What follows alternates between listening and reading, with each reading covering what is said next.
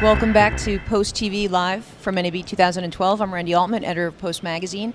We've got Adam Green from Avid, and we're going to talk about, we're going to, in a second, dig into what you guys have here at the show. But last week you announced a cross-grade promotion that created a bit of a buzz. I was hoping you could just talk about that. Yeah, absolutely. So what we did is, last year, and we actually have a continual cross-grade, so Final Cut 7 users and before can get to Media Composer for $14.99, right? And that's our kind of our continual cross-grade.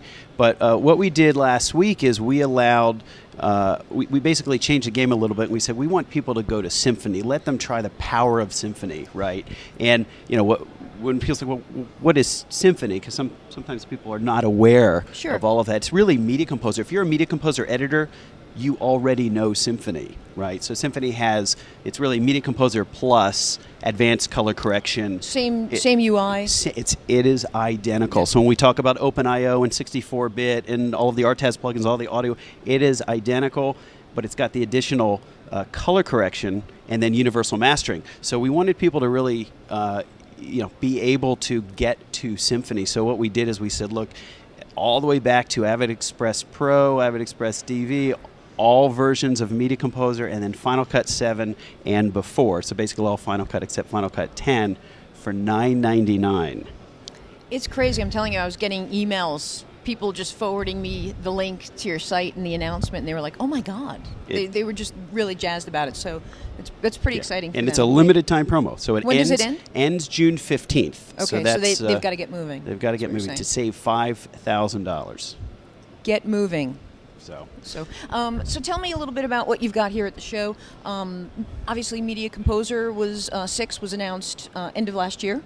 So maybe talk about what we could expect going forward, if you can, and then dig into some of the other news. Yeah, sure. So if we start at kind of our professional video applications, so we are showing Symphony 6, as you said, which was actually announced at the end of last year, Media Composer 6, but we're showing some new technology previews inside of those apps.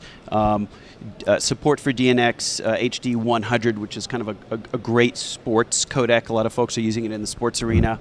And support for JPEG 2000. So that's a really, a lot of customers have been asking for that. HBO, for example, is using that, has adopted that as kind of their mezzanine format for their workflow.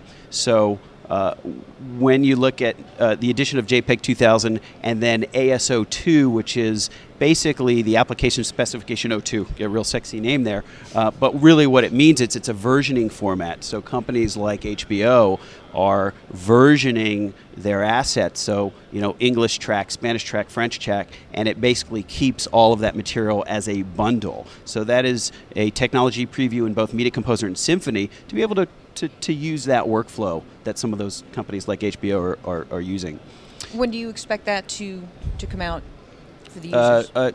Soon. So that's why when we say technology preview, it's imminent. Okay, good. So I know that there was some new announcement around ISIS as well. So can you talk us through that? Yeah. So when we look at kind of the backbone of all of these applications, what do they connect to, right? So Media Composer and Symphony and Pro Tools. We're actually showing Pro Tools all connected to ISIS. So it's really about the interoperability.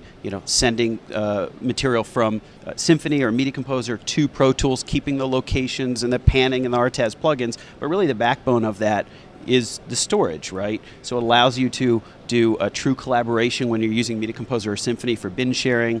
And so on the backbone side of things for those announcements, we have an ISIS 2000, which is a nearline solution. So hundreds and hundreds of terabytes of nearline storage to store your proxies. And then when you need to pull it off, you can pull it off tape, but you can go ahead and search through all of your proxies, for example.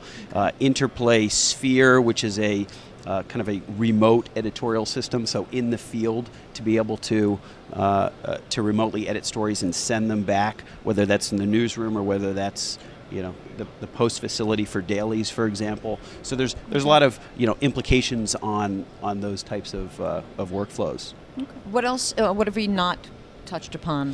We actually are showing DS, a technology preview of DS, which is really neat because it's got support for the Artist Series controllers, which is huge. So Artist Series controllers, whether it's Artist Series Color, Artist Series Transport, the Control, or the Mix, they work great on whether it's Avid products, Symphony, Media Composer, Pro Tools, and now they work on DS. And they also work with a lot of other third-party applications as well. Doesn't have to be Avid tools. Does not have to be Avid tools. A lot of people are finding that it's a great price point. It's really powerful solution for the tactile kind of input.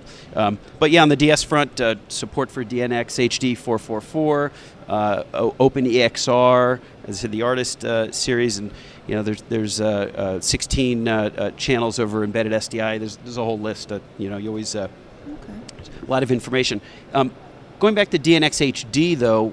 I just want to mention, it's interesting to see at the show, every year more and more people are adopting, whether it's 4K is the flavor of the year, which we've seen, theme right? of the show. Yeah, that's right. Absolutely. And we've actually seen quite a bit of adoption this year of DNX HD into cameras and recorders, right? So whether it's, the new Blackmagic announcement with DNX HD support. Codex announced DNX HD 444 support in their workflow. You've got Gemini, sound devices. I mean, there are a ton of companies. You just slap on your recorder and record at the format you want to record at, right, without the additional transcoding on the back end. So making workflows a lot easier. That's right. Right.